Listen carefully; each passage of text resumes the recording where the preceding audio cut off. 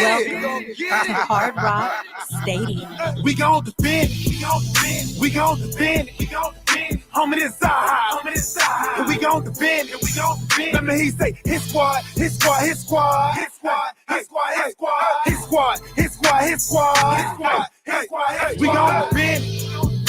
gon' defend. Homie, this our and we gon' defend.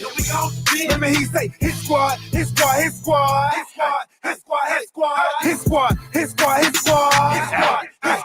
got the whole squad with me now. Train to go. Come play games if you want to. Try to crash eyes. You done took the wrong route. We gon' crash you like a stunt dude. Check y'all like 1, 2. Tap your head like your uncle. You wanna ride, stay buckle. It get loud down here, get wild down here. Turn the field to a jungle. Never disrespect the squad that's defended by a line and some beasts on the feast on the opposition. Another line in the back singing to the ER just in case you got through the first line with tripping. But if for some reason it get crazy, I got watchers on the corner for my safety. Everybody here well coached. Change the weather under pressure, stay cool like an AC. Woo! But we still make heat. Woo! Was you trying to play me? We be 3+ AD, but I'm a fool so low. Can't never do break me. Be great, only way to do great things. Hit hard, only way to make a statement. Come up in our territory, make a payment. Or be in debt with your neck. Gotta play. We gon' defend. Homie, this our and we gon' defend. Let me hear you say, his squad.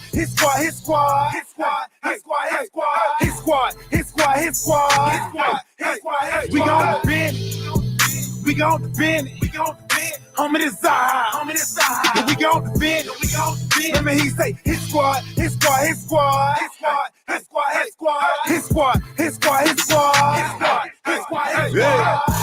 I hit them boys. We throw them toys. That's saying that QB. We them boys. We the realest. We go gorillas. We out here, homie. You gon' feel us. Don't make me come down in that box. Like I'm red. I'll knock your socks. Won't play y'all boys. Cause we some bullies. We'll take your cookies. Cause y'all some rookies. I'm in the building. Me and Shot Jones. We do lane.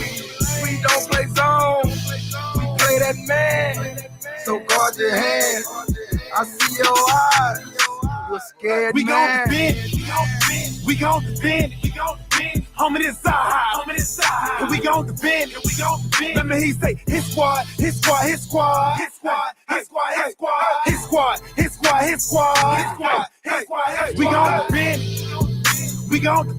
gon' defend. Homie, this our and we gon' defend. Let me hear you say, his squad.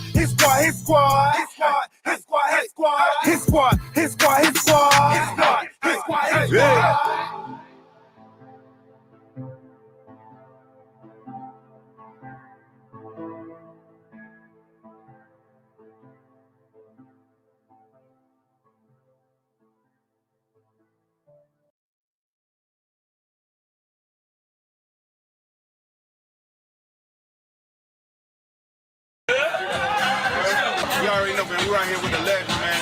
Live and direct, man. Patriots train, and it's going down, man. Solo DWA. What's up, man? Shout out to Miami Sports Music.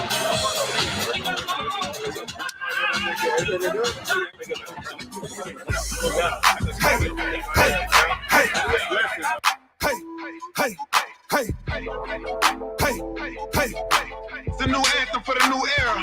Fins up. Throw them fins up. Throw them fins up. Hit. Throw them fins up. Throw them fins up. Hit. Throw them fins up. Throw them fins up. Hit.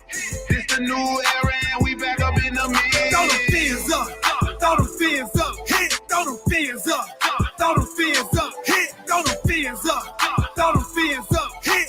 It's the new era and we back up in the mix. But throw it up. Throw your foe up in the sky. Throw it up. Let them know that we gon' ride. Where you from? We be reppin' worldwide. DWA, stay loyal till we die. But it's the come up. We been down for a minute. This the come up. We been reppin' that consistent. This the come up. Now the world gotta feel it. Reppin' so loud, whole world gotta hear it. New era. Dolphins on the cliz out. Tick, tick, tiz out. Till we reach the tiz out.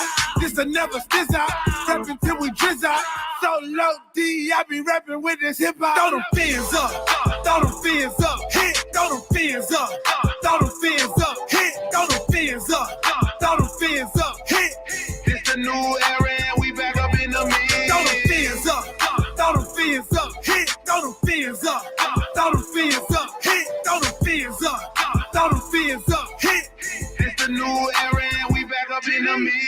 It's a new era and we back up in the mix. Ain't no more relying on fits. It's time for Tua to get us lit. That's why we got Waddle at 6 and Jalen Phillips is a brick at 36. We got Javon Hollins batting hit stick. Eichenberg protecting hips. 2 whole years and he ain't slipped. Run along, he got that gritter, triple threat, he so legit. Garner Coleman, Jared Dokes, the 7th round was such a gift. That's why we toast, that's why we sip, that's why we reppin' MSM. Miami sports music, don't confuse it, don't abuse it. Unless you want a new contusion, real talk, ain't no illusion. Solo D started a movement, MSM the institution. TD Fins the contribution, yeah, we started a new union. Throw them fins up.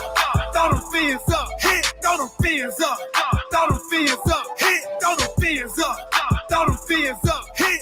It's the new era and we back up in the mix. Throw them fins up. Throw them fins up. Hit. Throw them fins up. Throw them fins up. Hit. Throw them fins up. Throw them fins up. Hit. It's the new era and we back up in the mix. MIAMIDOLPHINs. When do I begin? I've been rapping since a kid. If you rapping, then we can. TWA, if you reppin', then we can. Welcome to Perkins. We asking what would Shula do? He would take the narrative and spin it like a hula hoop. He say let it Coach Flow. Coach Flow gon' do his thing and he gon' bring it to it in and to it. Come and change the game. Watch the squad ball out. Got the fans all excited. Coolers out. Grills on. Got the tailgate ignited. It's the Aqua Society. They know we stay united. DWA. We be down and start a riot. Throw them fins up. Throw them fins up. Hit. Throw them fins up. It's the new era and we back up in the mix. Who that? So low, so low, so low. Try to tell. You feel me? But that's how we put it down. We put it down every time. When it's time to show up for the fans, we out here. You dig? They know it's coming. Yeah. We out here with it, man. Let's go, DWA, man.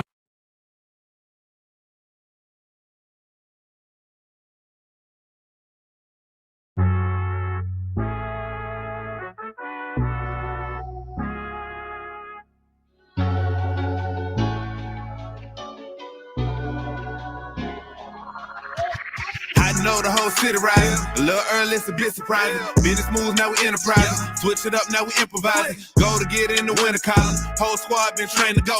Fins for life, we throw the foe. Singing this just to welcome bro. To a time, to a time. Time to grind, time to shine. To a time, to a time. To a time, to a time. To a time, to a time. Time to shine. To a time, to a time. To a time, to a time. My intuition told me this. To trust the coach, he holds the gift. He knowing when to go with fits. So we knowing when to switch. This year we got the golden pick.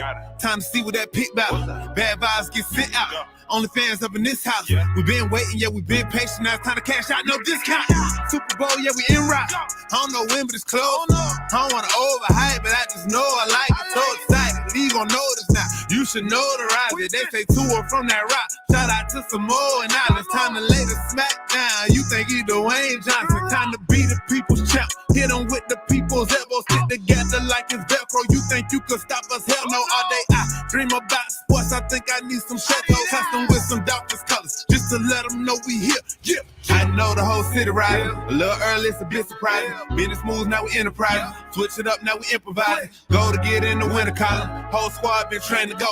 Fins for life, we throw the foe. Singing this just to welcome bro. To a time, to a time. Time to grind, time to shine. To a time, to a time.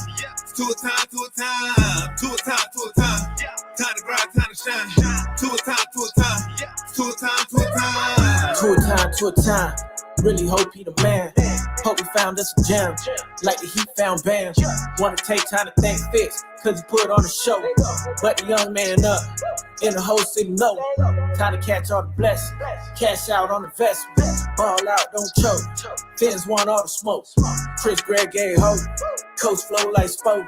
Dan Marino still a GOAT, but to a man on go. Watch to a man throw. Watch to a man scope.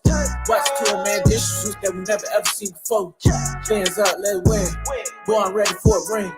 Maybe 3, 4, 5, 6. This damn week use 10. I know the whole city riding. A little early, it's a bit surprising. Business moves, now we enterprising. Switch it up, now we improvising. Go to get in the winter column. Whole squad been trained to go. Vince for life, we throw the foe. Singing this just to welcome bro. Who that? To a time, to a time. Time to grind, time to shine. To a time, to a time. To a time, to a time. To a time, to a time. Time to grind, time to shine. To a time, to a time. To a time, to a time. So low, so low, so low, deep. So low, so low, so low, deep.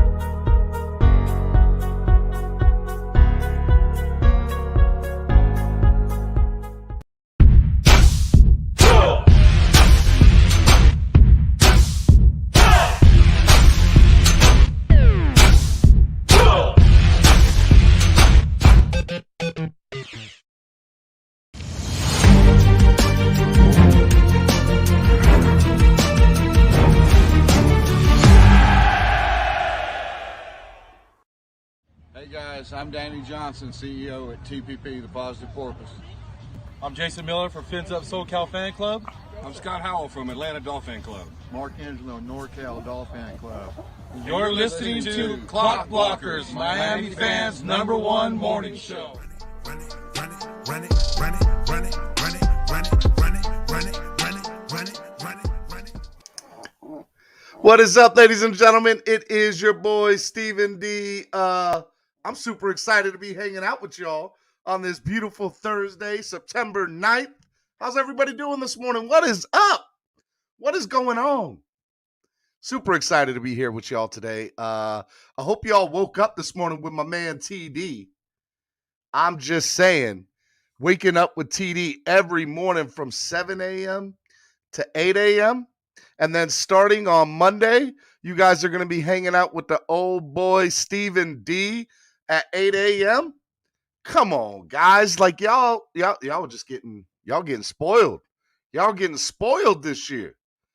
7 a.m. to 8 a.m. with TD, 8 a.m. to 10 a.m. with me, 10 a.m. to noon with Go Catch Big O, and then from noon to 1, you check out Alex Dunno on 5 Reasons Sports, the Dunno Daily. You guys are going to have straight content this entire football season up until like 1 o'clock.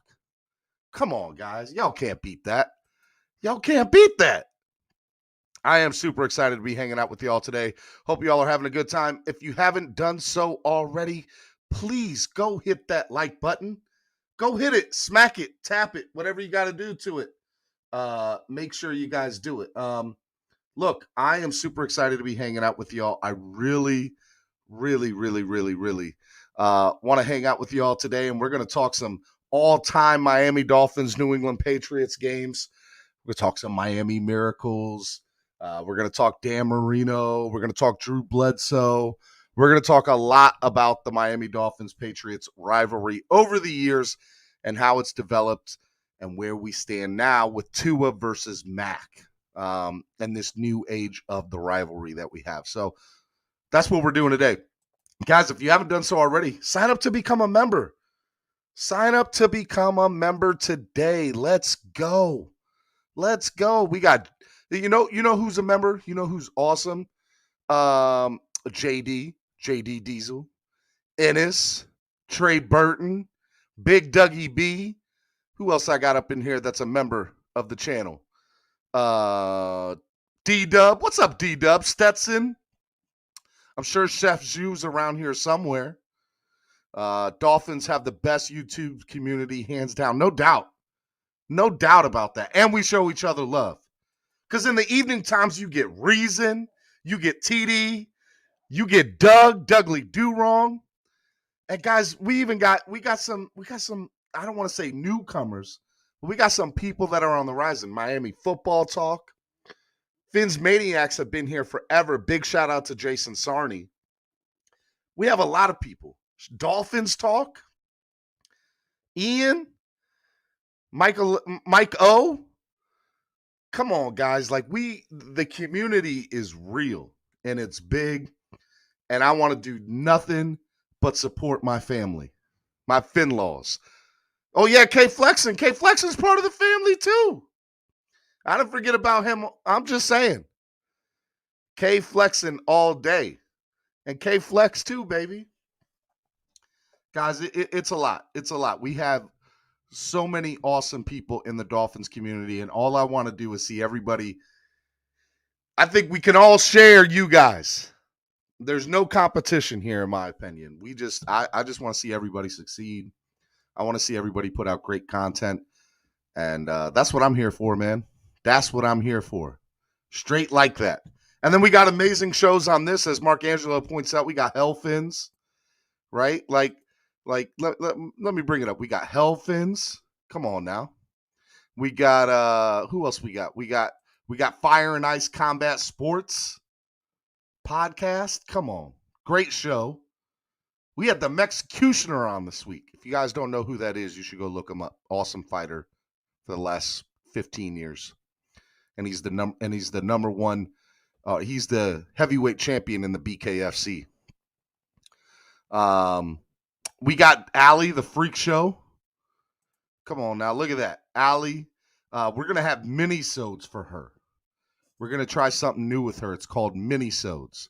So we're going to have the Freak Show with DWA Kids, DWA Caves. Shout out to like man caves that are Dolphins caves. She's going to have fins up or fins down segments. And she's going to have in the DWA community.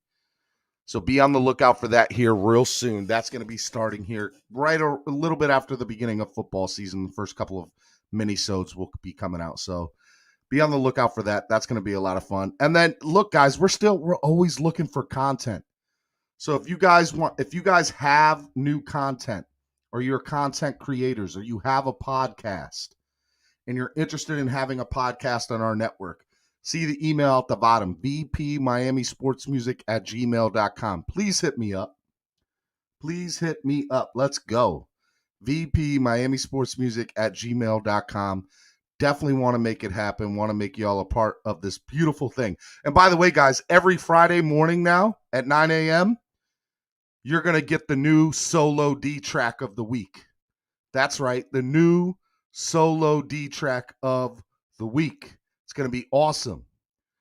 I'm just saying. So it's Miami Dolphin music by Solo D every week for 11 years straight.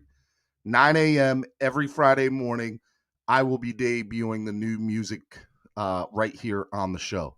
So guys, come on. It's nothing but love around here. Nothing but love. If you guys want to donate to the channel and help the channel grow, number one, I really appreciate any financial donations that y'all are able to give. There's 3 ways to do it. You guys can do it through the YouTube live super chat, which is the money sign below the chat box. You guys click it. You guys hit super chat or super sticker, and you guys can donate. I don't care if it's $1. Every donation helps, right? So you guys can also do PayPal, which is MSM Podcast Network, or you guys can also do Cash App, which is the money sign, MSM Podcast Network. All the donations go to helping the channel grow, goes right back into the channel. There's a lot of things that we want to do. One of the things that we're going to be doing this year that I think you guys are going to like, starting this Sunday, the Tail Greeter pregame show, hosted by yours truly, Stephen D. Most games, it'll be an hour before kickoff. But on games that I'm actually at the game, it's going to be from 10 a.m. to noon, depending on the start time, most of them being 1 o'clock. So, yeah, I'm super excited about having a live pregame show for you guys. Please come out and watch the pregame show, and then you guys can go into watching Dougly Do Wrong, TD Fins Talk, Reason, everybody who does in-game streams. You guys go hang out with them, do the in-game streams with them. But the pregame show, you guys come here, hang out with me. We're going to have a good time. It's going to be awesome. I am super looking forward to that. So make sure you guys come up and hang out. It's going to be great. Big Dougie B says, shout out to Dolph Freaky. Looking forward to hanging out with her, meeting her at this Sunday's watch party at SWFL Dolphin Club. Yeah, shout out to Southwest Florida Fan Club.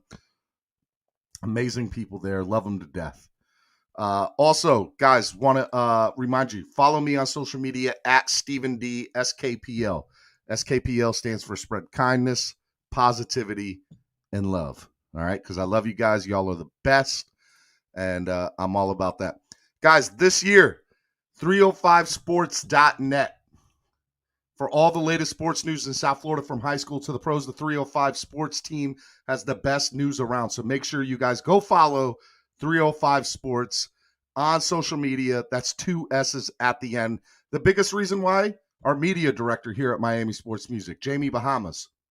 Jamie does a lot of the behind-the-scenes work, deals a lot with our website, and is a big advisor to the content that we put out on a weekly and daily basis. But he's a great writer, and he does a lot of writing for 305. He's the lead Dolphins writer for 305sports.net. So make sure you guys go check out the latest of Jamie Bahamas on 305sports.net.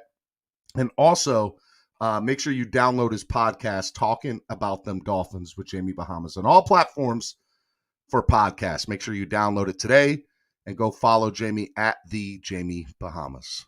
Okay? All right. All right, guys, I'm super excited to be hanging out with y'all. Let me see who's in here this morning. Who is hanging out with me this morning? Let's see who I got. I got EM DolFan. Hey, EM DolFan, I want you on here this morning.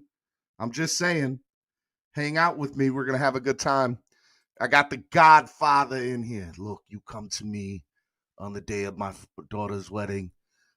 This is the 50th anniversary of the Dolphins' first Super Bowl appearance. Next year is the perfect season's 50th. Fins might be ready for a 50-year run. I ain't mad at you, Mark. I ain't mad at you, son.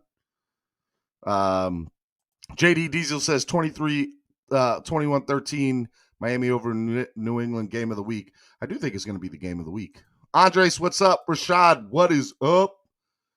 Rashad. Chad M in the building. Super excited for you. Who else? I got 4Ps. I already said hello to 4Ps. Roman Soldiers. TD at 7. Then Steven at 8. All day, baby. All day. You go to TD. You watch him from 7 to 8. Then you come to me from 8 to 10. And then from 10 to noon, you go to Big O. And then from noon to 1, you go to Alex Dunno. Come on, guys. Y'all, I'm just saying. Miami Dolphin fans are the best, and we bring you the best coverage all day, every day. It's going to be good stuff. Has the Freak Show come back yet? It will be coming back. Just like I said, we're going to have mini-sodes if you didn't hear me before. So check out the mini-sodes. They will be coming soon, so be on the lookout for that. All right. Guys, let me give one more big shout-out to Tail Greeter, our sponsor, who also is the sponsor for the pregame show. Tail Greeter is the best way for fans to express themselves in and out of the community, but in the parking lot, right? So if you guys want to go to an awesome tailgate that's got food and drink and music and good times, East 32 Dolphins Tailgate at the Hard Rock, okay? East 32 Dolphins Tailgate. You type them into tailgreeter.com. Their thing will pop up. You buy a ticket. When you go there, you'll show them your ticket. You get food. You get drink. And guys, we're not just talking hot dogs and stuff. We're talking about real food. Okay, Cameron knows how to throw down on the grill. And it's a legit, like, they cook plenty of food, plenty of drink. It is good time. So make sure you guys go buy a ticket to East 32 Dolphins Tailgate. Tell them Steven sent you from Miami Sports Music. And maybe you get like a free hug. You get free hugs anytime you say that. Okay, I'm giving out free hugs over here. Who you going for tonight, Steven? Roman Soldiers asked. Wait, real quick. I'll answer that. Gorilla Luke. What's up, Gorilla Luke? Gorilla Luke, actually, number one, brother, I hope you're feeling better. You know I love you here. I know you're welcome on the morning show whenever you want. I would love for you to come onto the morning show. But Gorilla Luke on Instagram this morning, go follow Luke on Instagram, had a picture of after he had like 10 pictures, but the second picture was me. It was a picture that I had. I was on Gorilla Luke's Instagram this morning. Shout out to Gorilla Luke. But it was from the Miami Miracle, which we're going to talk about a little bit today. And it was awesome. It was awesome. All right. So love you, Gorilla Luke. You're the man, brother. Everybody give a big shout out to Gorilla Luke. Go follow him on social media. Let's see here. Where is Chef Zhu? I don't know where Chef Zhu is. That is a good question, Russell Voris or Trey Burton. Russell Voris, what's up, man? Jeff Z says, good morning, Steve. Finn's up at the firehouse. Boys at the house say, what's up? Jason, are you watching me at the firehouse this morning? What's up, fellas? What's going on? Are y'all putting out fires? Putting out fires, huh? What's going on, gentlemen? I hope y'all are, I don't know if there might be some lady firemen there, right? So shout out to everybody who's watching over at the firehouse. Where's your firehouse at? Put that in the chat box. I want to know where you guys are watching from and how many of y'all are watching. This ain't Clock Blockers without Steven doing his Godfather or Vin Diesel family. Hey, Vin. Hey, Vinny. What's your favorite part of Fast and Furious? Family. Okay. Yes. All day, every day. Mark Angelo says East 32 Tailgate has real good quality food and drink. Great crew, always catering to the NFL fan. Oh, yeah. Dolphin Don said overslept today. You didn't miss much, man. We're still doing whatever. All right, so somebody asked, Roman asked, who am I going for tonight? Look, first of all, the fact that Dallas is in the opening game is straight disrespectful. I don't remember a time that it wasn't either like an in-division rivalry or a playoff rematch or two teams that were from the playoffs the previous year that were the opening night. How the hell did Dallas get the opening night game? Like, come on, guys. Like, let's be real. Do I want to watch? Like, they get 5 to 6. I think the max you can have is 6 primetime games, right? And Dallas look, I understand their fan base. I get it. I understand it. I think they give their fan base way too much credit. Let's get that straight. At the firehouse, you're live. Rivera Beach, Florida, dealing with all this COVID stuff. Everyone be safe out there. Jason, hey, man. Love you, brother. Rivera Beach, Florida. Firehouse is in the building. What's up, fellas? What's going on? Love it. I need everybody that's at the firehouse right now to get on their phones, go to the YouTube page, and hit that like button for me. Even if y'all are watching on the TV. Just go on your phone. Go to the YouTube page, hit the like button. You can turn your phone back off and watch from the TV. But I need y'all to hit that like button. Shout out to the firehouse, fellas. Maybe, you know what? How far is Rivera Beach from Fort Lauderdale or Miami? Miami Gardens.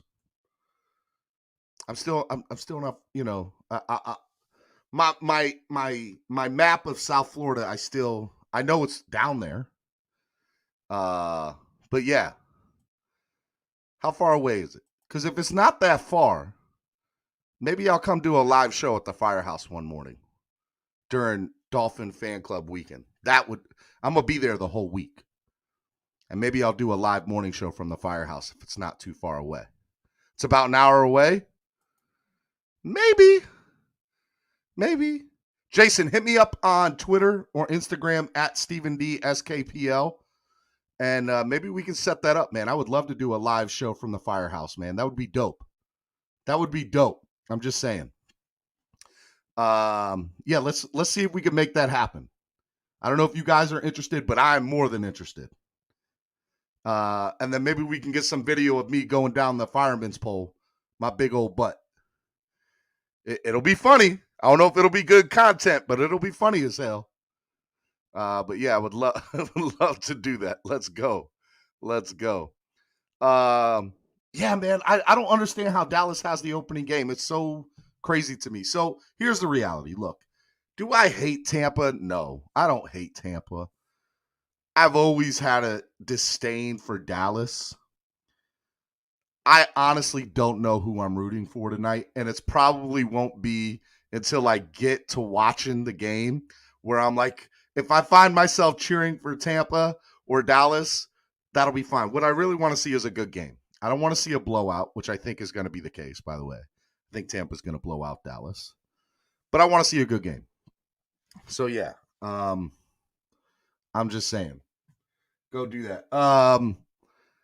It's because Jerry Jones got cash. He gets what he wants for the most part. Yeah, that's true.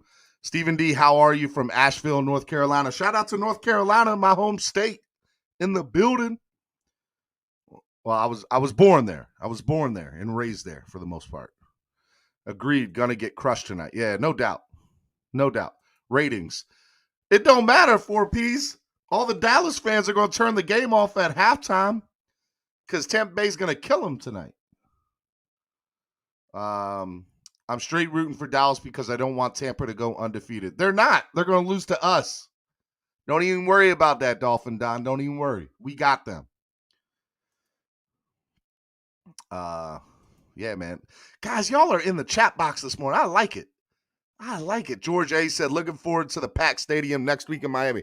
I fly in Thursday night.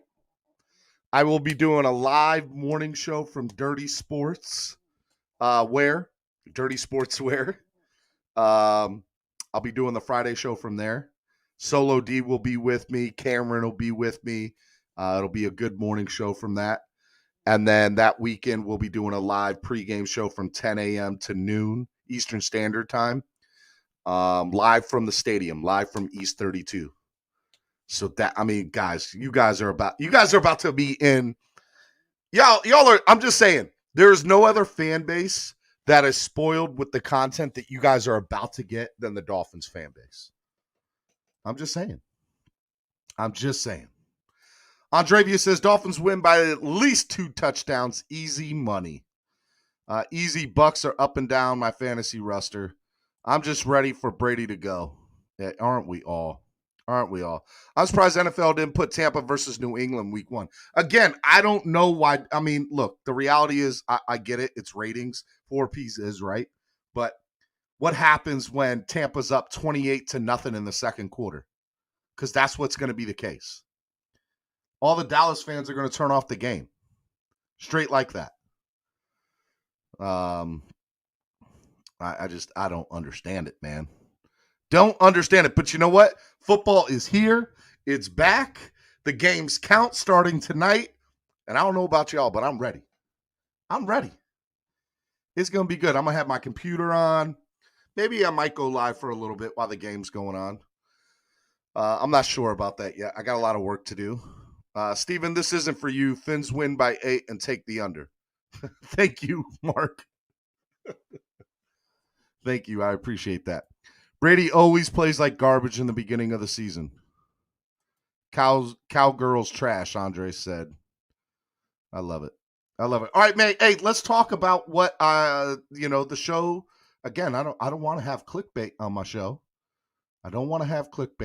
So I just want to remind everybody today's show is going to be about the all-time Throwback Thursday.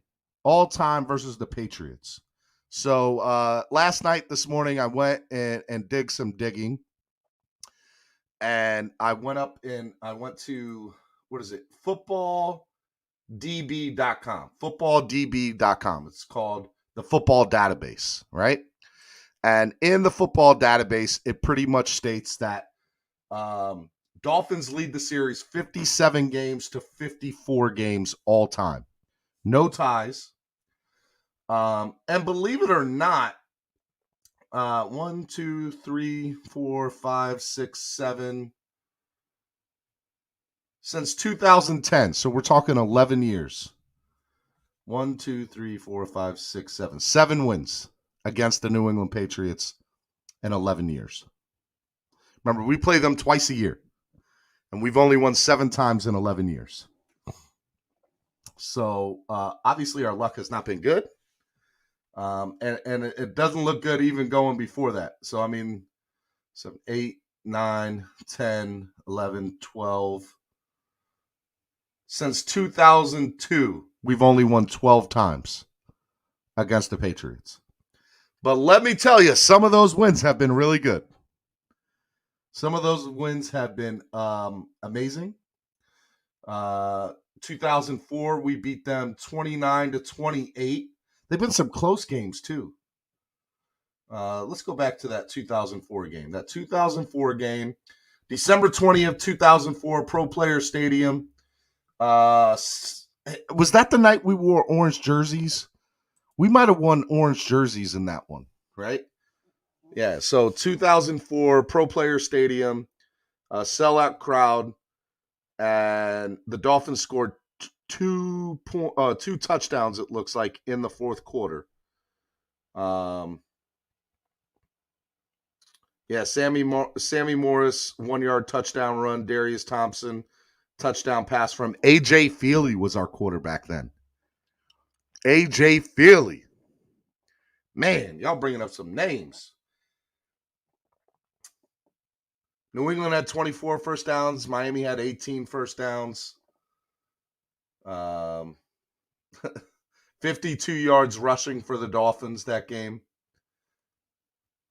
That sounds right? That's still, 20 years later, we're still in the same boat. Although we had Ricky there and Ronnie for a while. Our running backs that game were Travis Minor, Sammy Morris. Our receiving core was Sammy Morris, Marty Booker, Randy McMichael, Chris Chambers, Brian Gilmore, Darius Thompson, and Donald Lee. Man. The orange uniforms for some reason, make me think Chad Henne. Nah, they don't. Yeah. George says, Orange Monday night. I was there. I left with 4 minutes left, and the Pats went up 2 scores. They won, but we won this game. We straight won this game. So I guess we scored. Yeah, we did score the last two touchdowns and the final minutes to win the game. Let's go. We were 3-11 at that time. Just saying. Tommy Lee says, good morning, Stephen D. and Dolphin family. JD says, I hate the all orange. Bro, those throwbacks back then, those orange jerseys were fire. Straight fire. I don't care what anybody says. I would rock that orange jersey twice on Sunday. Love those orange jerseys. All right, let's go back. Let's look at this because I saw the Godfather said we beat them during our undefeated year. Look, there was a while from 1989 to 1993. We had, 1, 2, 3, 4, 5, 6, 7, 8, 9 game win streak. 10, 11, 12, 13. And to 96, we beat them 13 out of 15 times from 89 to 96. 72. Let's go to 72. In 1972, 52-0. Let's look at. There's no box score for that. I don't have a box score for that. Let's see here. But yeah, we won 52-0 one game. Yeah, the first box score that there seems to be is from 1978. And we split with them that year. The Dolphins won one game 23-3. Let's see that score from 1978. So from the score from here, I'll even share it with you guys. Let's see here. I don't know if y'all can see that or not, but 23-3. Bob Greasy was our quarterback. 12 of 13, 171 yards and 2 touchdowns. Bro, a quarterback throwing only 13 passes in today's NFL is crazy. Miami Dolphins wide receiver was Gary Davis, Leroy Harris, Norm Biak. Did I say that right? I probably didn't. Delvin Williams, Jim Braxton, And Bob Greasy caught a pass. Or no. By the way, that's rushing. Receiving was Darrell Harris, Norm Biach, Gary Davis, Leroy Harris, Nat Moore. Shout out to Nat Moore. Andre Tillman. Man. Yep. Patriots quarterback were Steve Grogan and Tom Owen. Yeah, we did. Oh, yes, we did. This is from a game in 1978. Let's see what else we got here, man. Let's go through the years. Let's go through the years, shall we? 1982. We'll go to 1981. Let's go to 1981. 1981, David Woodley was our quarterback. Guys, David Woodley brought us to a Super Bowl. I'm just saying. 11 for 24, 128 yards, a touchdown, and an interception. Matt Cavanaugh was the Patriots quarterback. Not a lot of passing back then, obviously. Definitely was more of a running league. 17 attempts for 119 yards for Tony Nathan was our running back.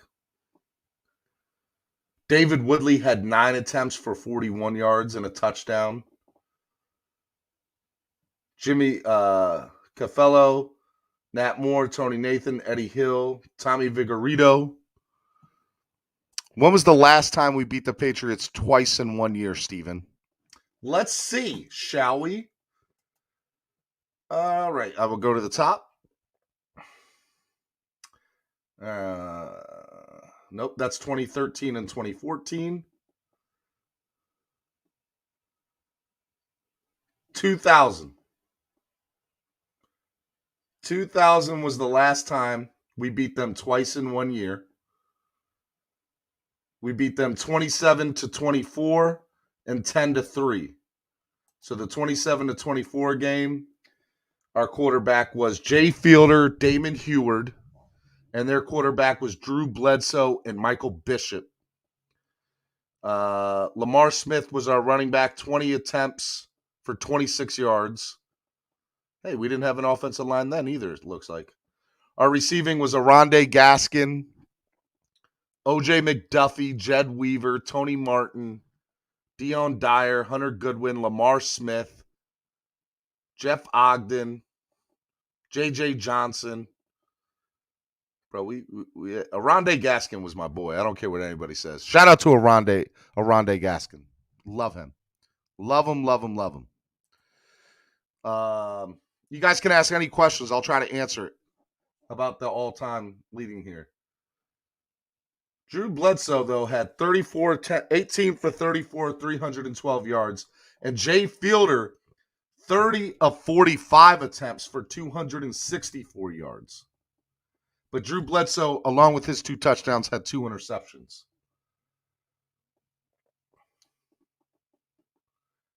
Who had the interceptions? That's what I want to know. Who had the INTs? Zach Thomas had 1 INT, and Jason Taylor had the other INT. The brother-in-laws. They're not brother-in-laws anymore, but they were back then probably. Zach Thomas and Jason Taylor both had interceptions that game. Guys, this was our defense back in 2000.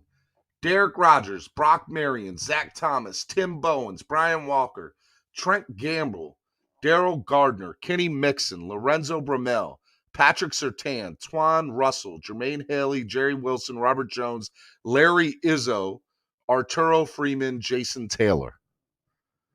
Man. Our record was 42-27 through the 90s. Yep. And then the 2000s came, George, and it was all over for us. Straight like that. Who was our field goal kicker then? Alindo Mare. Alindo Mare, I don't think he is anymore. For a very long time was our all-time leading scorer. Sam Madison?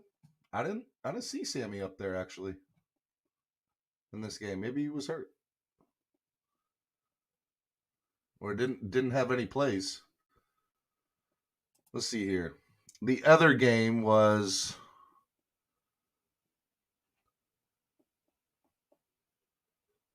10-3.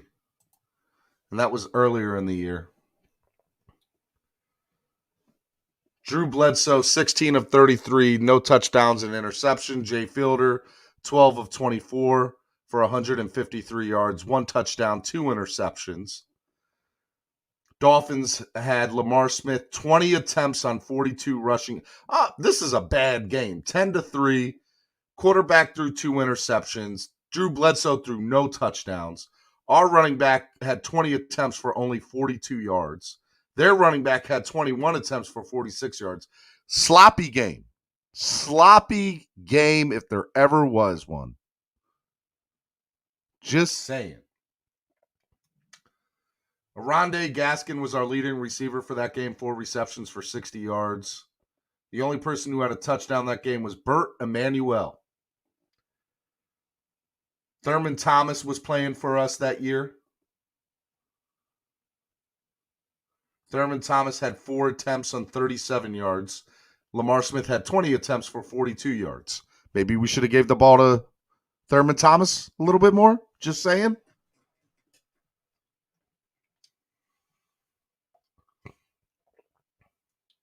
Adam Vinatieri, 1 for 2 on field goals. Missed a 50-yarder. And Alindo Mare hit a 40-something yard field goal in that game. Our defense of that game was Zach Thomas, Jason Taylor, Robert Jones, Brock Marion, Trace Armstrong. There's Sam Madison. So Sam Madison didn't play in that second game. That's what that was later on in that year. What else? What else do you guys want to see from the all-time record? What about from the Marino years? What did Marino do? Let's see a time we beat them. 39-35, 1994.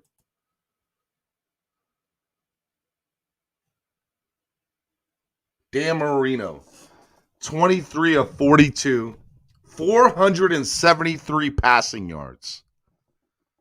Drew Bledsoe was 32 of 51 for 421 passing yards. Dan Marino in this game had 5 touchdowns and 1 interception. 5 touchdowns, 1 interception. Dude, this is crazy. Crazy. Our receivers that game were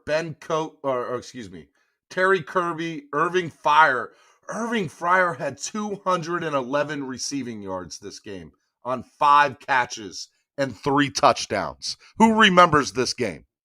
I need to know if somebody, in the comment box, do you remember this game from 1994?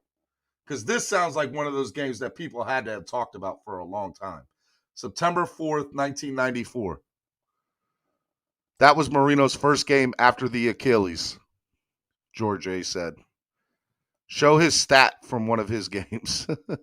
Besides us stopping the run, is there any other way we can lose against the Pats? Trey Burton says, the year I was born. Shout out to Trey. Steven, do you think Tua is going to break Dan Marino's sophomore passing record, touchdowns and yards per play-by-play and yak? Maybe. I have to think about that, Anthony. Todd says yes. George A. says I'm old. Tommy Lee says I remember that game. Crazy. 473. You know, this game reminds me of, and we lost that game that I'm thinking about, but it reminds me of, I want to say it was opening night, Sunday night or Monday night football one year. And it was us against the Patriots on Monday night, if I'm correct.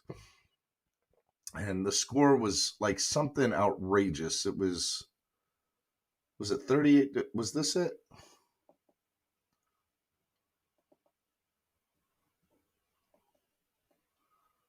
Let's see here. This might have been it.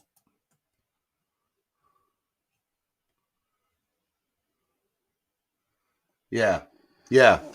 So this was September 12th, 2011. We lost 38-24. Tom Brady threw 32 of 48 passes for 517 yards, 4 touchdowns. Chad Henne had 30 completions for 49 yards for 416 yards and 2 touchdowns. Our receivers for this game were Reggie Bush, Brandon Marshall. Brandon Marshall had 139 yards, 48. Yeah, just crazy. Unbelievable. Devon Bess. Shout out to Devon Bess. Brian Hartline, Anthony Fasano, Edmund Gates. Man. That was the year my daughter was born, 11/27/94. The fake Sprite play versus the Jets. Suck. I like it. All right, guys, let me bring you on for a little bit. We can hang out and talk. I'm going to put the link in the chat if you guys want to talk about any games that you remember from back in the day against the Patriots. They can be wins, they can be losses, they can be cheering, they can be heartache. I want to hear about your, thoughts about the all-time series. Tomorrow we're going to talk a lot more about this weekend's game, but today is Throwback Thursday, so let's talk about some of the throwbacks.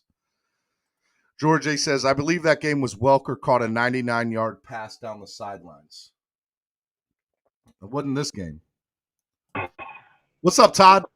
Hey, that was my favorite game, him coming back from the Achilles and beating the Patriots. That was... Huh? 94? Yeah. Yeah. You probably got some good and bad memories of we all have bad memories, obviously. But oh, God. Any other games against the Patriots stick out? Not really, because back then when Marino was around, it wasn't the Patriots we were having the shootouts with. It was always the Jets. Yeah. And Buffalo was always the pain in the you-know-what.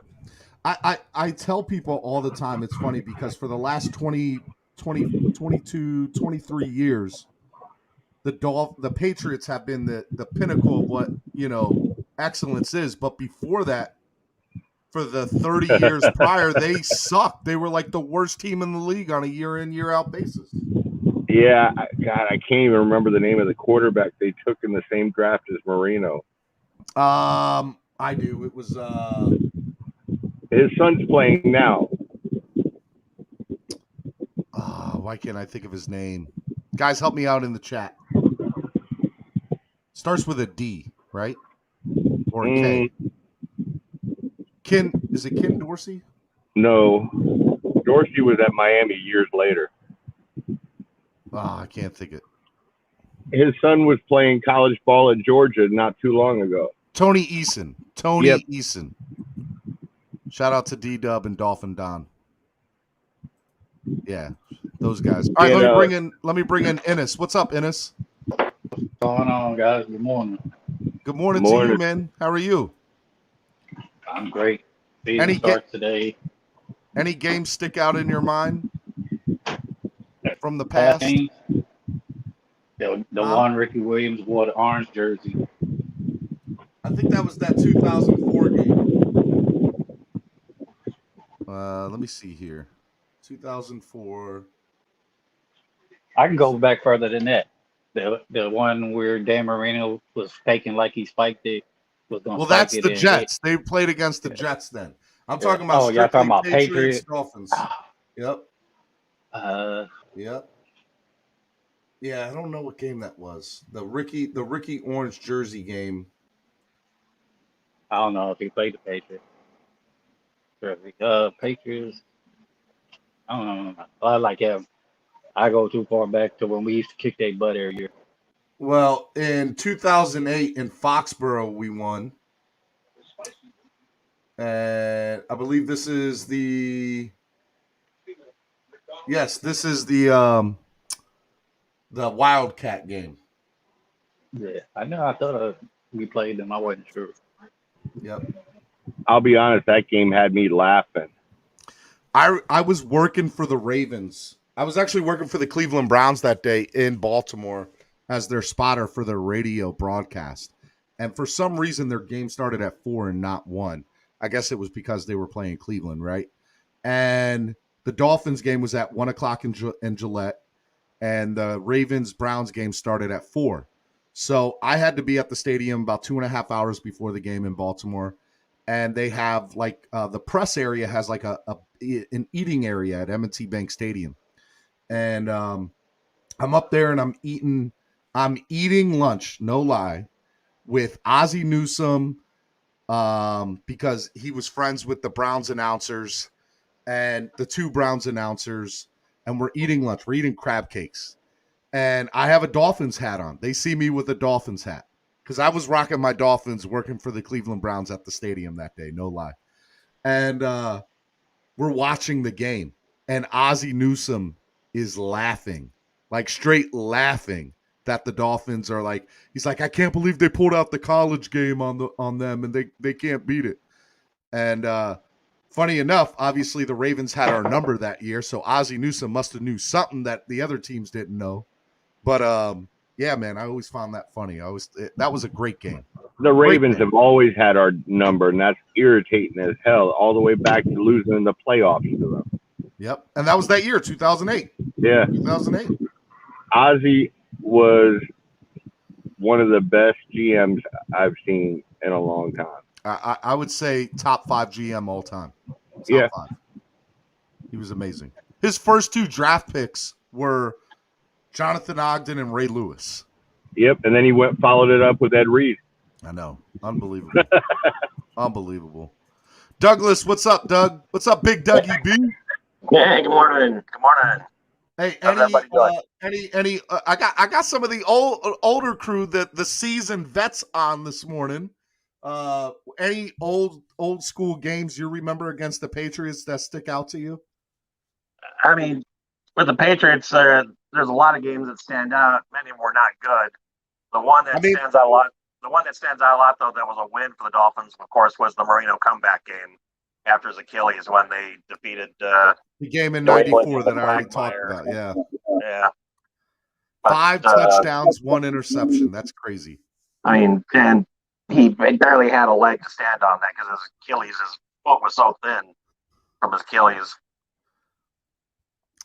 If Marino had never messed up his Achilles, do you think that the Dolphins could have made another big run at the Super Bowl in the mid '90s?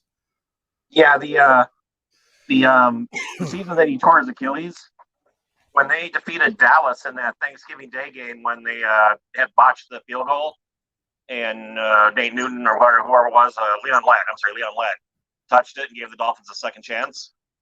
Leon Lett has had 2 big mess ups in his career. Yeah. One of them was against the Dolphins. Great. Yeah, the other was in the Super Bowl.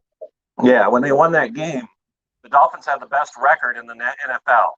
But Marino was out with the torn Achilles, and they were relying on, I think it was Steve DeBerg and whoever, and they ended up losing every single game after that game. After that. They had the best record in the NFL when they won that game, but after that, they went 0-5 and never made the playoffs. Yep.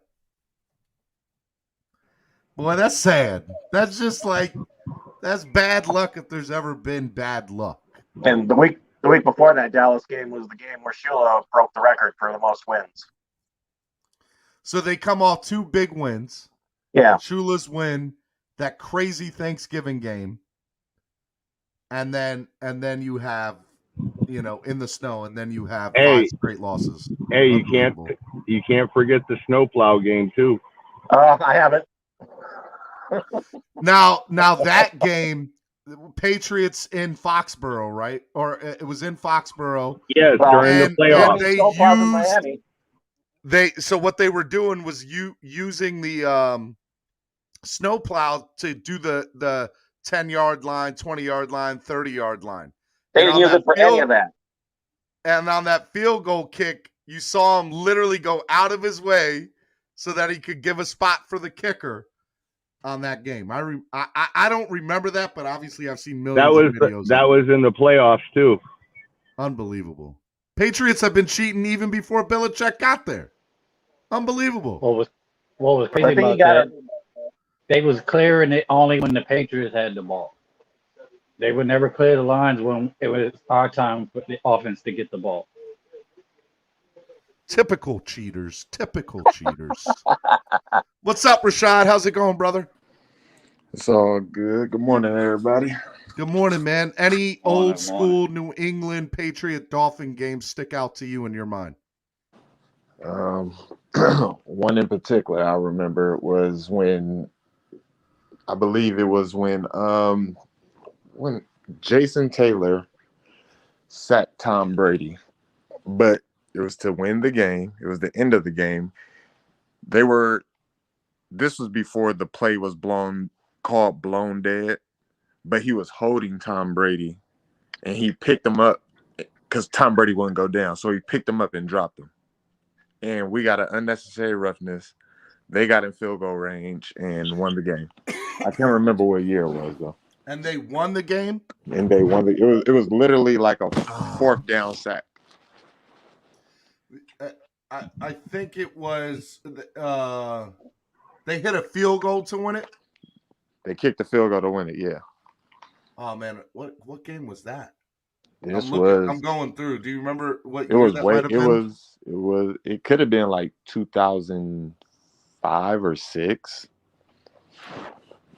I don't remember that. But... This was a while ago. Hey, Steven. Yeah. Hey, Steven, fun fact on that snowplow game. If we would have won that game, we would have been in the Super Bowl against the Bears. And we were the only team that beat the Bears that year. The Bears. No, that's incorrect. Is it? Yes. We were the first team to beat the Bears that year.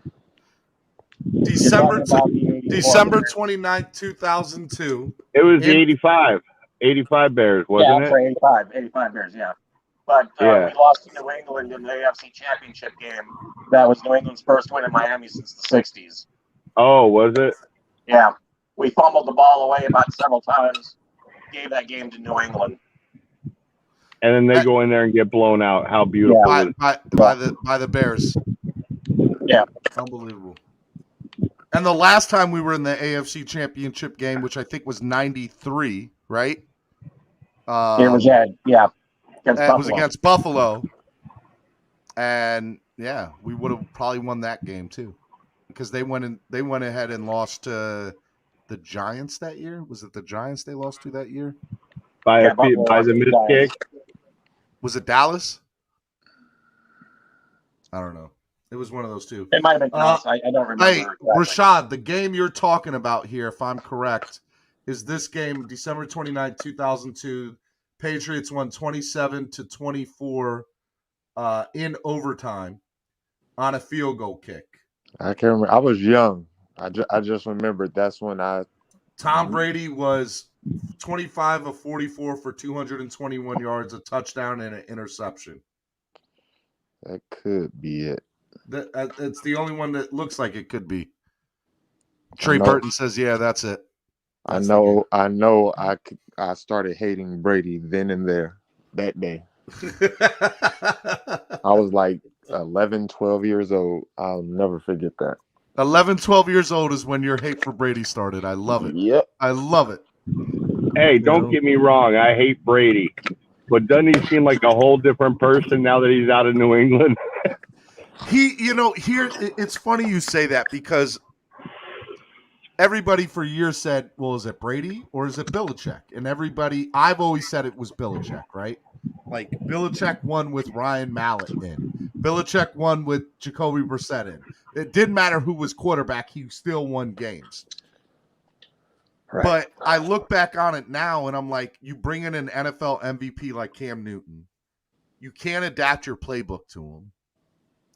And now you go out and I said this yesterday, and you spend all this money that you don't ever do in free agency.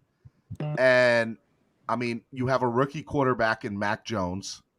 I don't see how they're going to be good this year. I don't see it. Now, maybe I'm wrong, but I don't see how they're going to be a playoff caliber team this year. And there's NFL insiders that say they're going to be a top 5 team in the league this year.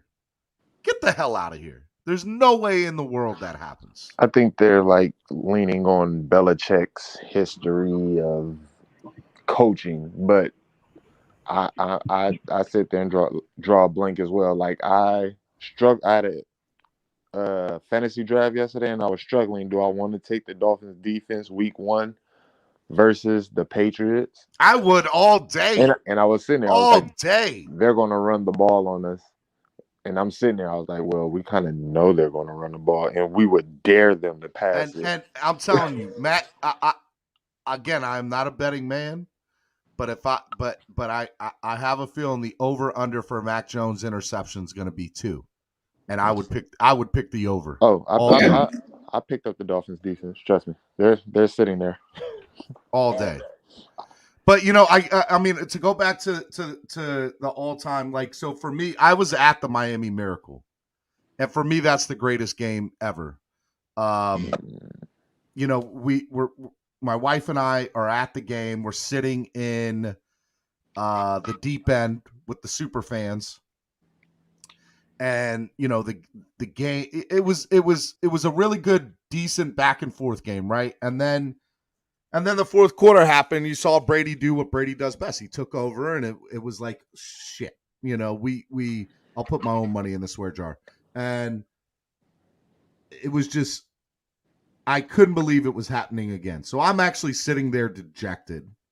My wife, being the optimistic, lovely woman that she is, says, honey, the game's not over yet. I'm like, honey, there's 25 seconds left, and they got to kick the ball out to us or whatever. Like, there's no way we're winning this game. And then there ended up being 7 seconds left, and we're on the 25, right? And I'm just like, Patriot fans were just talking smack upon smack upon smack in that stadium. And then the play happened, and I have never in my life felt a stadium shake, but I felt the entire stadium shake that day. And the Patriot fans were like this. The same way my man Matt Moore was on the sideline, that's how Patriot fans were.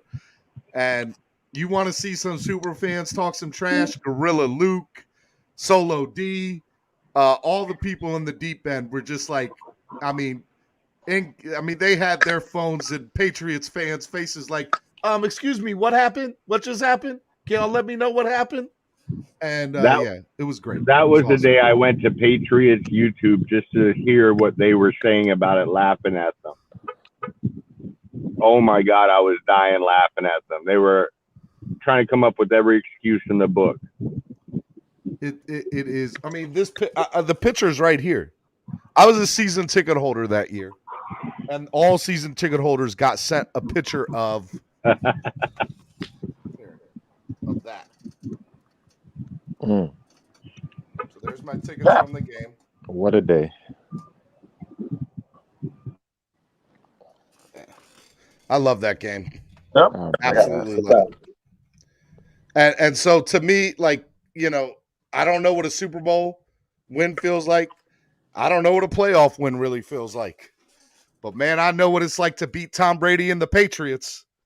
And that's all I needed that game's got me going. But I'm ready for some new juice now, and I pray to God that Tua is the guy to bring us to the promised land of being able to hold the Patriots. And because if Belichick gets it right again with Mac Jones, I'm gonna be so mad. I'm gonna be so mad. I think we all are. What I think's going to hurt the Patriots even more is they only have one corner that I'm worried about. Yeah, he can't cover everybody. J.C. Jackson cannot cover everybody.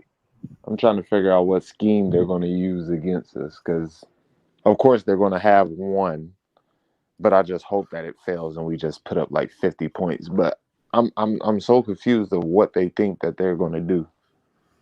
Like, I feel like they're going to blitz everybody just to keep pressure on Tua, but that's a risk. That's a huge risk with what we got on offense. Hey, did you all notice Bill Belichick called out our play caller? Yeah, George Godsey. I saw that on Twitter this morning. How is Belichick going to call that out? Hey, man, it was it's crazy. It's insane. So yeah, Ivan, I got your message on Twitter. Yeah, I'm down for doing that. Just if you're watching, Ivan. Okay, so all right, let me ask you something. Besides Belichick and besides Brady, Who are some Patriots that you hated to see play the Dolphins over the years? Vince Wilfork. Vince Wilfork, yeah. He did do some damage against us. I remember Bledsoe. I don't know why, but I remember Bledsoe. And I never liked facing Bledsoe. One person that I might dislike more than, well, I don't dislike him more than Brady, but seeing Wes Welker have the career that he had in New England was very painful. But I was never mad at the Patriots for that. I was always mad at the Dolphins for that. I understand, but I was young. It still bothers me today. That I mean, it does, but like for me, my D-Dub says Sugar Bear Hamilton. D-Dub, I don't know who that is. But what I'm saying for me, like I'm talking about pure hatred for like the player that like when you looked at them, it just got on your nerves. And I know that it ate people up inside about Wes Welker, but you can't get mad for the Patriots making that trade. They knew what they saw. They gave the Dolphins an offer. The Dolphins were stupid enough to take that offer. I don't ever blame the Patriots for that. You know, like I like what Trey Burton said. Ty Law, Steve Brogan, Teddy Bruschi. Yeah, couldn't stand Teddy Bruschi. You know who I actually like on NFL NBC now? Who's the guy who played in the secondary for them all those years? That's on NBC pregame show. Rodney Harrison. I love Rodney. I can listen to Rodney all day. But man, when that man played, I could not stand Rodney Harrison. For 1 year, it's not a matter of I couldn't stand him for that 1 year. Randy Moss killed us when he was killed everybody. But when he was against us, we had two defenders on him, and he somehow no. That's why Randy Moss is in the Hall of Fame. Yep. Yeah. Pretty much. Anyone remember Zach Thomas's first game? Who? Anyone remember Zach Thomas's first game in the NFL? I do not remember Zach Thomas's first game. No, I don't. It was against the Patriots, and he laid out whoever was carrying the ball. I forget who it was. Knocked him out. Hey, I will say this: Zach Thomas and Jason Taylor had some big games against the Patriots over the years. Yeah, Brady even wrote a letter saying Jason Taylor needed to be in the Hall of Fame. Oh yeah. Well, Brady says the best defensive player he ever played against was Jason Taylor, so that says something. You know, and then Kevin Malai said the same thing. Yeah, I mean, a lot of people did. Like Jason Taylor's so disrespected and underrated in the Hall of Fame. Like there's no reason that Zach Thomas should not be in the Hall of Fame. There's none. There's not one good reason he shouldn't be in. He should have been a first ballot. His numbers are better than half of the linebackers in the Hall of Famer. I think his numbers are better than the Bears linebacker who just went in recently. Urlacher. Yeah, they are. They're better than Urlacher's. Urlacher played in a bigger market, and that's all. You know what gave Urlacher the nod was the sacks. That was the only place that he had him in. Zach Thomas, Trey Burton's right. Top 15 inside linebacker ever. Yeah. Chris Johnson said he'll get in eventually.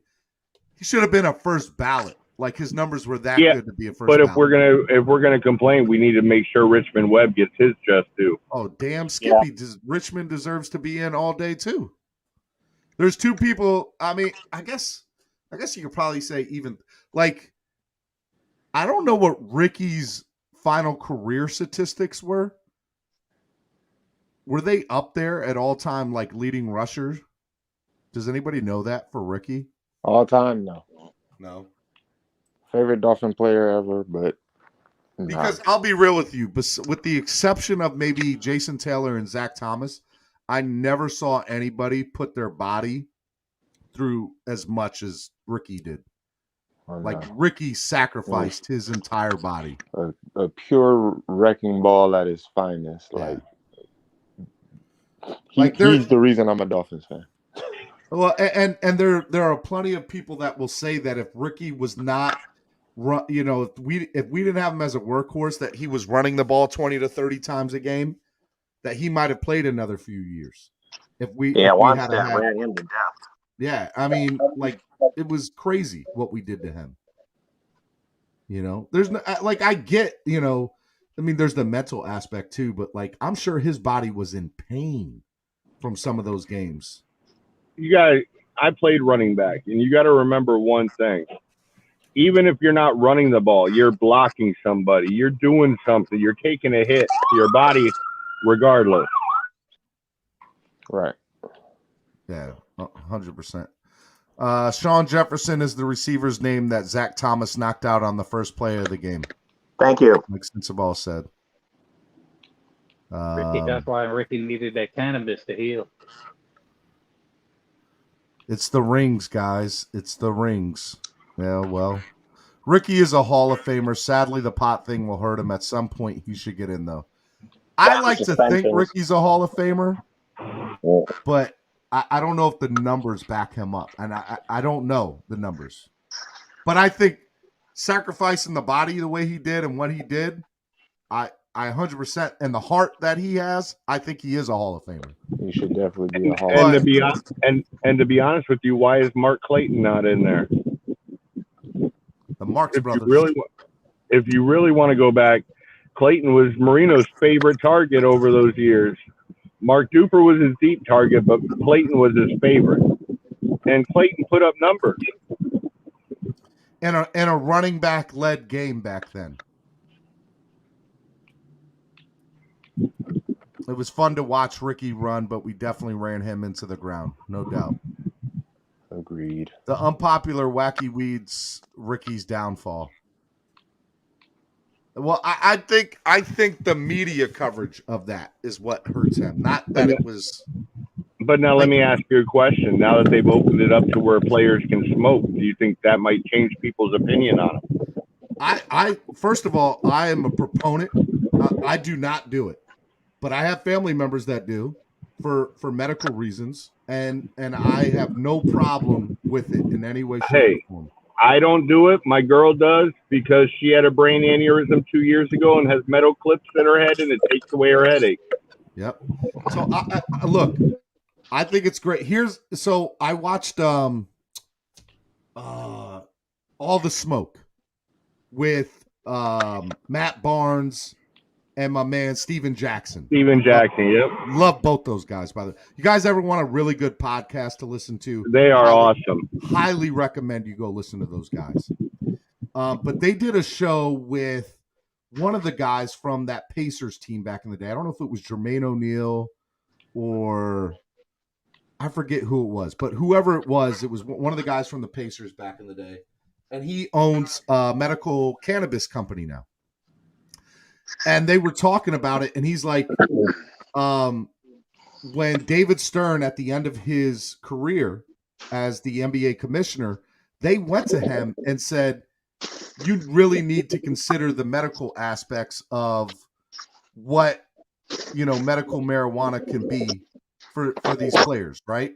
And so what they ended up doing is they showed him reports of, like they had studies done and showed him the reports of the thing, because a lot of these players were taking alcohol, painkillers, opioids to bring Al Harrington.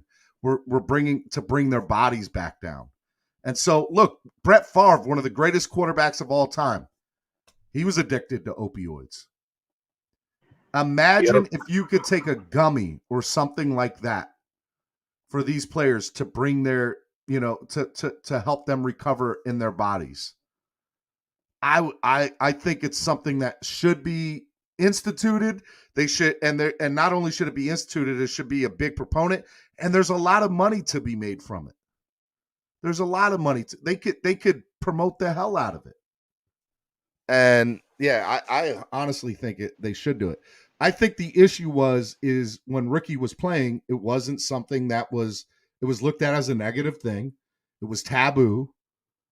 And they thought that he quit to go smoke. No, he quit to get his mind right and to recover his body. He was not in a good place. And I love Run Rookie Run, the 30 for 30, because I truly think it put a glimpse of what really went through his mind during that whole ordeal, because there are still Miami Dolphin fans that hate Ricky Williams because what they thought he did to the team. And it's always funny to me because he's always been good to the team. I think even the after team that. did. I think the team did the damage to him. I'm sorry. 100%. I'm on Ricky's side 100% right there. I love Ricky and I support Ricky 100%.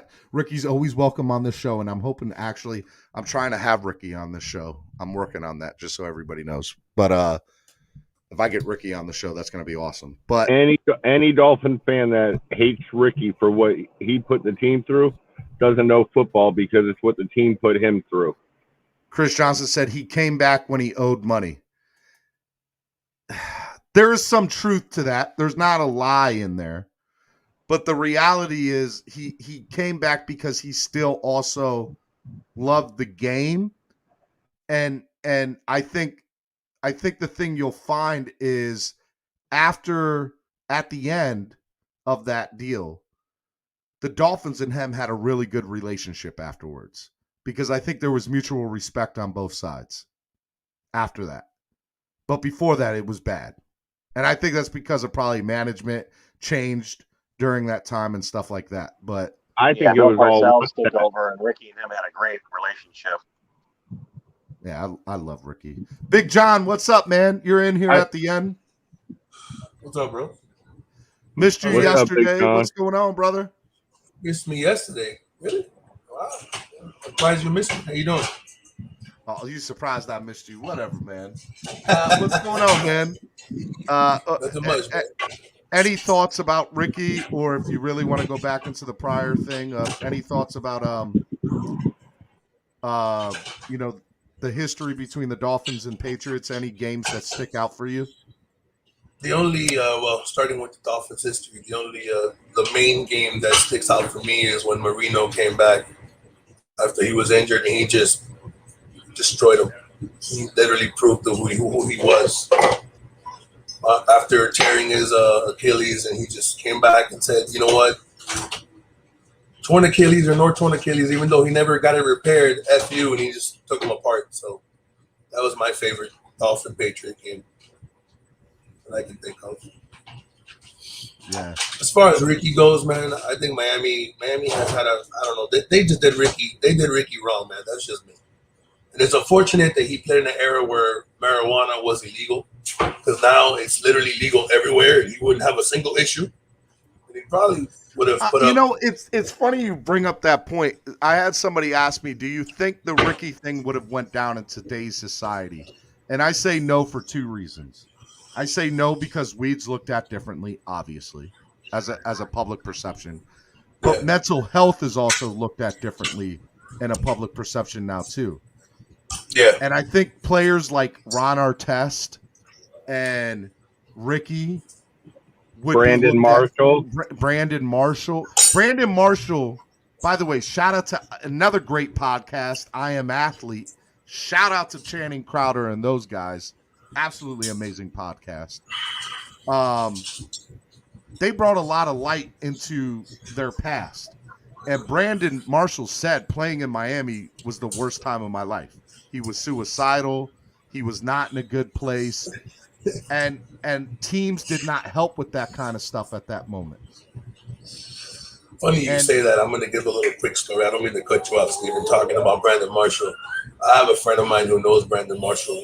He knows him. He's seen him, hung around with him, different places. And Brandon Marshall would literally sit in a strip club. This is a true story. He would sit in a strip club and sit in the far corner of the strip club by himself, not looking at anybody, not talking to anybody, not tipping a dancer, like if he was a zombie. That's what that man would do. He was not in a good place mentally at all. And Wally Williams was an offensive lineman for the Ravens, the Saints, and the Browns. And when he was down in New Orleans, when Ricky had come to New Orleans. And he said that Ricky was weird. Ricky would sit, and I put that in quotations. He said Ricky would sit in his locker room, wait for everybody to get dressed and have his helmet on, or undressed and have his helmet on, be in full pads and wait for everybody to get dressed before he got undressed and dressed. He said he was just weird. He wasn't sociable with the guys, anything like that. And so anybody who knows Ricky now and knows what mental health is all about, my hope is that NBA, NFL, Major League Baseball, NHL are doing the necessary steps to allow rookies the opportunities, starting with being a rookie, things that they need to help with their mental health issues, because a lot of these guys probably have a lot of mental health issues, and we can have less instances of Ron Artest and Brandon Marshall and Ricky Williams, because they will get addressed and nipped in the butt a lot earlier. That's what my hope is, that's going on. Brandon Marshall quit. Brandon Marshall quit his morning show to attack mental health full time. Yeah, like help with it. 100%. I just look at it from a point of view that these people are stuck on narcotics. Being someone who's been on narcotics for a long time for pain, thankfully I was able to wheeze off of the medication, but I was on Vicodin for like 17 years, 120 pills a month, and that's insane. You're not gonna have a liver, But I don't understand why they wouldn't look. Sorry for the microwave. I don't know why they wouldn't look at weed as a natural alternative to the pain these people go through. They're literally putting their bodies on the line because for a very long time there's a difference between a doctor prescribing something to you and me getting something that back in the day I could only get off the street legally. Now it's looked at different because the federal government obviously has made it legal. A lot of states have made it legal anyways. And I can go to a store now and go get medical cannabis if I have a card. And do you think they should implement that in the NFL? Let players, if they need 100. I think all leagues. Not only do I think it should happen, I think it will happen in the next 2 to 5 years. I think every league, every major sports league, will eventually allow it to happen. There's no way you're going to be able to turn that down. No, I understand. I'm just saying. And honestly, what it's going to take, here's what it'll take. It would take a big star like Brett Favre in the current NFL atmosphere today, right? So let's say Patrick Mahomes said, "Hey, I'm really hurt.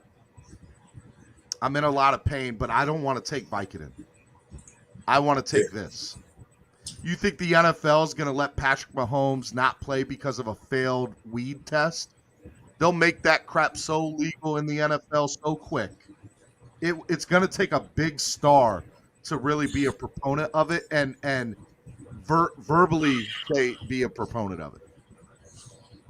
Yeah, but that's the part that rubs me the wrong way. It shouldn't take Patrick Mahomes to care about people's well-being. I don't disagree with you, Big John. Like it shouldn't take Brett Favre, who's retired, or Patrick Mahomes to say something for them to realize that you've had people like Junior Seau for other reasons and on medication just blow their heads off. Like it doesn't make any sense. Like when is enough? And it doesn't have to be Mahomes. Like I don't understand it. Like people kill themselves to make you billions of dollars, and you guys act like you don't care. Tommy, you're not wrong.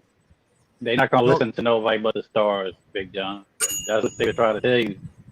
The needle's not going to move unless the players that are superstars say something.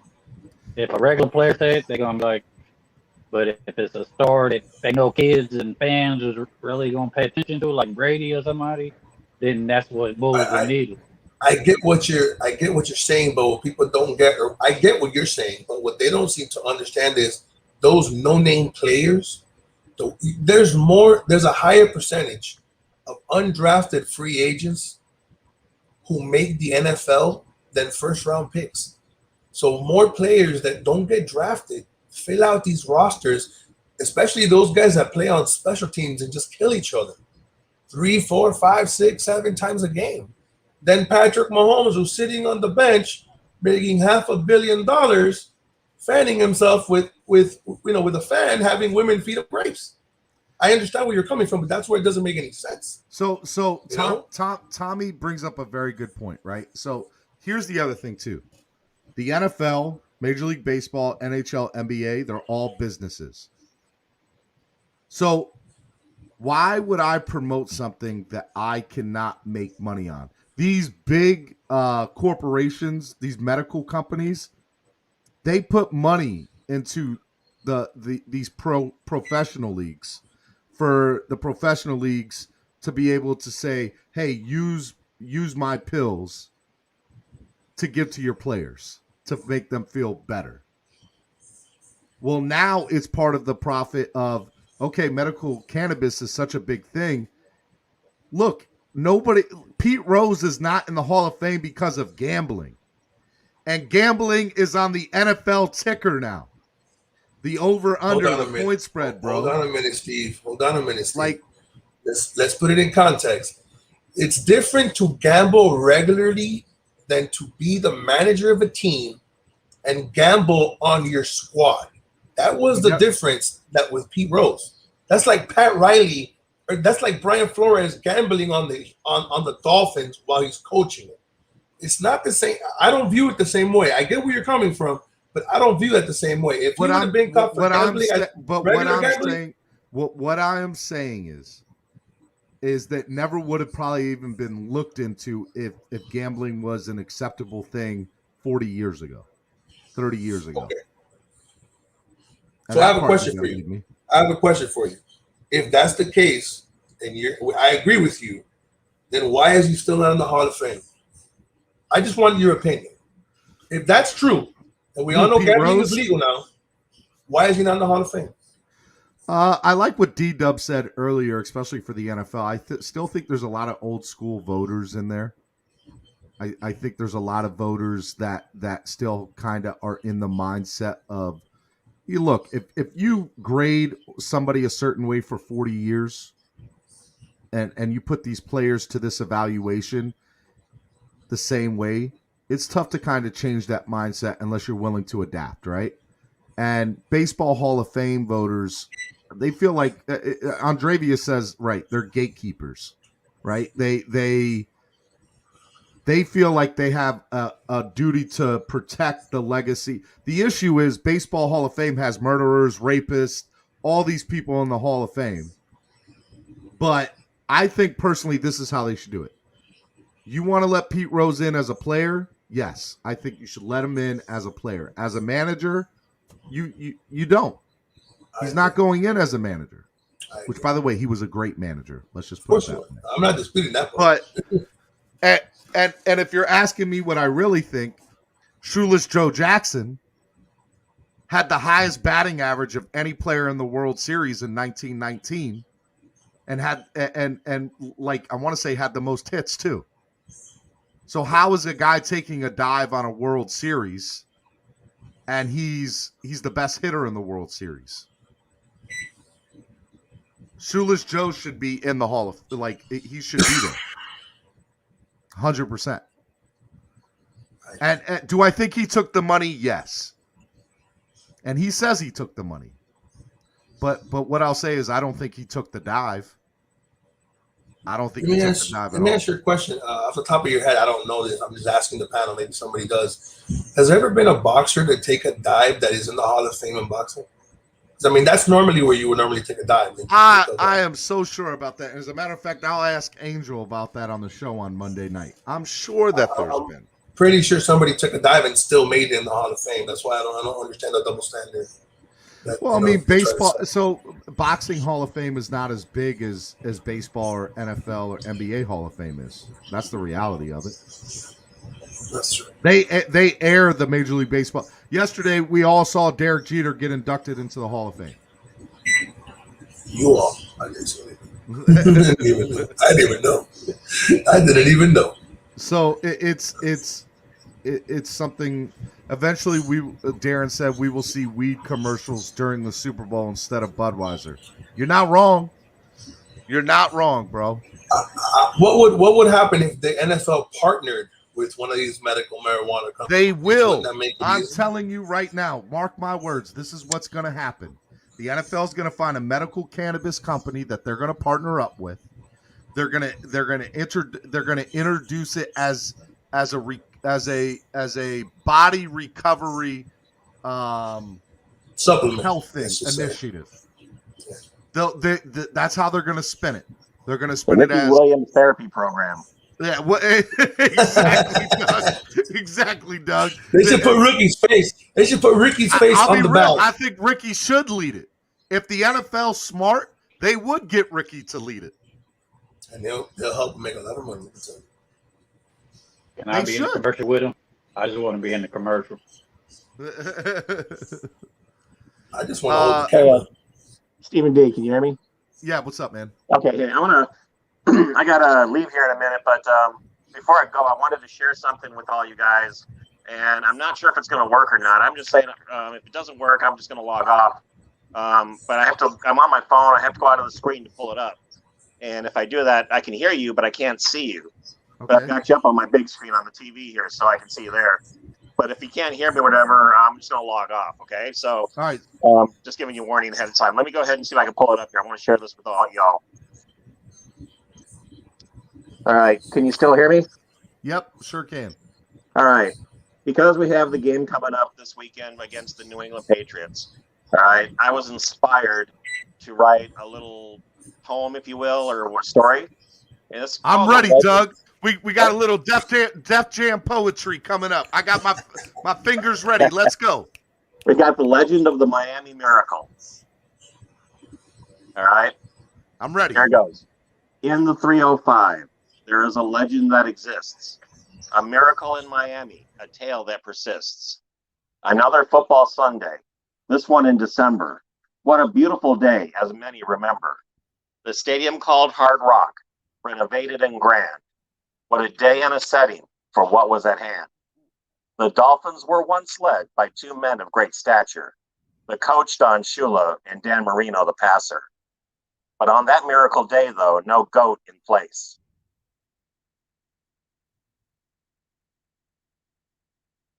Doug, did you leave us? No, that was so dope. That was so dope, Doug. Doug, you need to come back. We need to hear that, man. Oh man! Hey, I wish you would have finished it. I wanted to hear the whole thing. We didn't hear the end of it. I missed the cut end out of in the the middle. movie. Can you hear me? Yeah, we can hear you now. Yeah. I You left off on GOAT. I guess it's coming up. Let me go back. What was the last part you heard? Dan Marino, the passer. Okay, hang on. Let me try some more here. Bro, I was in All it. right. Okay. So Dan Marino, the passer. On that miracle day, though, no GOAT in place. Just a clown named Tannenbaum and a mistake called Gase. On the field that day, enough talent to thrill. Among them, the general, the quarterback, Ryan Tannehill. The opponent for the game, an AFC East rival. A team well known to cheat for survival. The team, the Patriots, overrated and cocky. They brought Belichick and Gronk and Brady the donkey. The stage was set. The Dolphin fans were ready. Another epic battle. The Rock held steady. On the field they fought. For 4 quarters they played. The lead the Patriots grew after a field goal they made. The score, 33-28, and only seconds remained. A kickoff was coming. Could a touchdown be claimed? The kick return fell short. Was a miracle. Oh man! Oh, Doug, you cut out again. I need to hear the rest of it. Okay, I'm back. You hear me? Yep. I need to hear All the right. rest. What was the last thing you heard? Rashad, what was the last thing? I can't remember. I was too deep into it. It was something about the kickoff. It was something Okay, about the hang on. kickoff. All right. Let me bring it back here. Come on. Oh. Okay. On the field they fought for 4 quarters they played. The lead the Pats grew after a field goal they made. The score, 33-28, and only seconds remained. A kickoff was coming. Could a touchdown be claimed? The kick return fell short. Was the miracle a bust? 7 seconds remained, but still a touchdown a must. Time for one play in the game to go. Could a Hail Mary play be coming? Would Tannehill make it so? The Patriots so believed the big pass was due. On the field, they put Gronk in case it was true. Tannehill took the snap, and whoa, the pass riddle. Not to the end zone, but to Kenny Stills over the middle. Stills caught the ball. He knew exactly what was coming. He pitched to Devontae Parker, who kept the play humming. Along the sidelines, Kenyon Drake followed the play. Parker pitched him the ball as if the race was a relay. 10 yards along the side. Ah, I hate this. I hate it. I hate it too. Okay. Last part you heard? Yeah. Kenyon Drake. Kenyon Drake. All right. Almost done. Come on here. All right. Where was that? Let's see. Coming up the sidelines, Kenyon Drake followed the play. Parker pitched him the ball as if this race was a relay. 10 yards along the sideline, strong and proud Drake went, avoiding tackles while following the path he was sent. Crossing the numbers, it soon became clear Drake's path to glory and a miracle was near. Upfield cut Drake off the races he ran, avoiding Gronkowski, the very last man. To make the tackle, Gronk wasn't the right guy. As he fell to the ground, Drake waved goodbye. In the end zone, Kenyon Drake arrived with a scream. A touchdown scored. It's a miracle. It's a dream. Into the crowd with great gusto, the football was thrown. The Patriots sat stunned. The game, it was blown. Brady sat with his head hung. An unbelievable defeat. For the Dolphins, the win. The mission complete. The touchdown counted. Up on the board, the final score to see. Game over. Dolphins 34. Dolphins 34, Doug. That's where you left off. Dolphins 34. Okay, hang on. Almost one more line. Okay. Game over. Dolphins 34. Patriots 33. Fin fans were elated. Patriot fans just pouted. Yes, a Miami miracle. The whole Fins nation shouted. The end. Oh, come on, guys. Snap your fingers. Snap. Big John, snap. We need to see these snaps. Let's go. Oh, man. That All needs right, to be Doug, this is what published I need somewhere. from you. Real talk, Doug. I need you Hey, to how are you supposed to follow that? Bro, No. Like seriously, Doug, if you can you publish record that so I can read it to my Can you future record it? kids, I can send it to Stephen D if you send want. it to me? I will If you read want, that I as can a send- bedtime story to my kids every night. I want you seriously. First of all, that was great. Everybody loved it. Number two, can you record that in one? Not 15 times. I need one full thing. Can you send that to me? Yeah. Because That was I want to. There's a couple of ideas I have in my head. I want to use it. That was real dope. That's what you call drop the mic afterwards. Yeah. Oh, yeah. That's how we're ending the show today. Don't even worry about it. Don't even worry Hey, about you it. just gave TD a run for his money, man. Bars. Nah, bro. Nah, Doug. bro. Doug. We're gonna give you your TD's the man. All hell, Doug. All hell, Doug. All hail TD. All hail Dougly Durong. Without those guys, I never would have found you guys. Hey, man, I love you, brother. That was great. Please send that to me today because I have an idea for that. All right. Hey, I know you guys are gonna get off soon. Let me ask you a question, man. What do you think about the game on Sunday, man? What do I think about the game on Sunday? Yeah, like how do you see the game going? What do you think? That's a great question. I'll be real with you. I in my heart of hearts, I believe Mac Jones is going to have a horrible day. He's going to throw 2 or 3 interceptions. He's going to get sacked 3 or 4 times, maybe 5, and we're going to kill him. We're going to straight murder him. I think it's going to be. I was listening to EM earlier today. He was on TD show like at 7 o'clock in the morning. I couldn't sleep, but all of a sudden I see TD went live, and it was TD and EM talking, and I'm like, everything I said, TD was repeating on screen. I mean, everything I said, EM was repeating on screen without even talking to me. I was like, that's insane. It's like we're thinking the same thing. I think we're gonna win 23-13. I think Tua's gonna get a carbon copy of the Arizona game. If Tua does a carbon copy of the Arizona game, 2 touchdowns, 250 yards, I think we beat him. That's why I think that Tua needs to do. I see us getting a defensive touchdown. So I don't know. Oh yeah, me too. I see a pick six. I see a pick six on the horizon on Sunday. That's all I'm saying. I think you're going to see a sack fumble recovery more. I think you're going to get somebody off the edge. He's not going to see the amoeba defense. They're going to smack that guy into next week, and somebody's going to pick it up and go. My boy Sammy Guavon is going to have a big game. He's going to have a big game. I'm here for it. Hey, look, guys, I hope y'all had a good time today. We're not going to do final thoughts of the day, but tomorrow, we're going to have a fun show. It's going to be all about the game this weekend. I hope you guys enjoyed the show today. I know it was Throwback Thursday. We went back in time. We hung out, but I appreciate y'all's stuff today. Rashad, Ennis, Big John, I'll see you guys tomorrow, gentlemen. Yes, sir.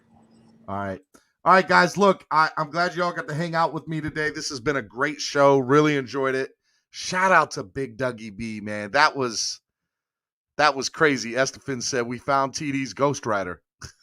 I love it. I love it. Look, man, I think that's the fin. That's good. He said, Dr. Seuss copyright alert. Aqua and orange, green eggs and ham. DWA certified in MSM. Look at you, my guy. Look, I don't know if you meant to do that on purpose, but that kind of rhymed. Bo Leg says, bars. Son. He's Flipside Fishing says, that was great. Put a beat to it. Love it. Hey, man. Big Dougie B, you did your thing, man. That was awesome. That was so good. He said the NFL ball is harder to catch than the college ball. I see a Saxzilla moment. Oh, I'd love to see that too, man. Love to see that too. All right, guys, look, man, please like it, share it.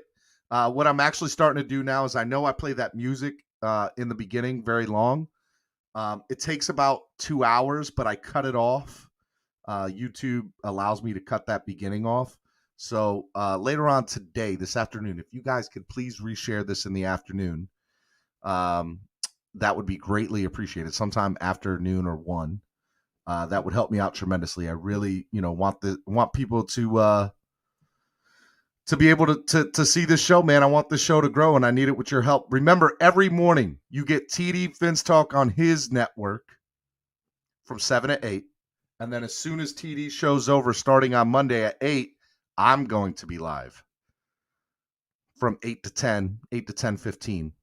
And then what you're going to do now is you're going to go to Big O. You're going to hang out with Big O till noon. And then at noon, I want you to go to Alex Dunno. Go hang out with Alex at noon on the 5 Reasons Sports Network, Dunno Daily. Okay? And hang out with him till 1. And then you guys are good to go. Okay? So TD, Stephen D, Big O, Alex D, Alex Dunno. Okay? Go hang out with those guys. They're all awesome. I support them all. Go check out K Flexin, Dougley Do Wrong, Reason, Finside the NFL. Go check out Dolphins Talk. Go check out who else am I missing, man? I know I'm missing a lot of people, man. Larry, Finn's Fan Panel. Miami Football Talk. Go check out Miami Football Talk. He's grown his network. Yeah, man. Mike Sitzaball says, great show today, my friend. Hey, I appreciate the love and support. It's going to be awesome. And what's also going to be awesome is you guys this weekend at I'm doing a pregame show, 3:30 p.m. because our game starts at 4:25. So it'll be 3:25 actually when the show will start. So make sure you check out the pregame show this weekend. It's going to be great. And I see you all tomorrow at 8:30 a.m. It'll be the last day we do 8:30. Starting on Monday, we start at 8 a.m., people. Starting at 8 a.m. D-Dub Dolphins Dialogue will be starting back Friday. Hit me up as well. D-Dub, when are you doing your thing, man? I'll promote you. I'll promote you, my guy. Fish Tank. Oh, yeah, Fish Tank. Forgot about Fish Tank. Shout out to Seth Lovett and OJ McDuffie. Them boys are awesome. Go check out them. Estefan, please, bro. You know you want to tickle. I don't know what you guys are talking about. Y'all are weird. Y'all just weird. Weird. All right, guys. I love y'all. Y'all have a good day. Talk to y'all tomorrow, 8:30. Peace. Peace out. Y'all be good.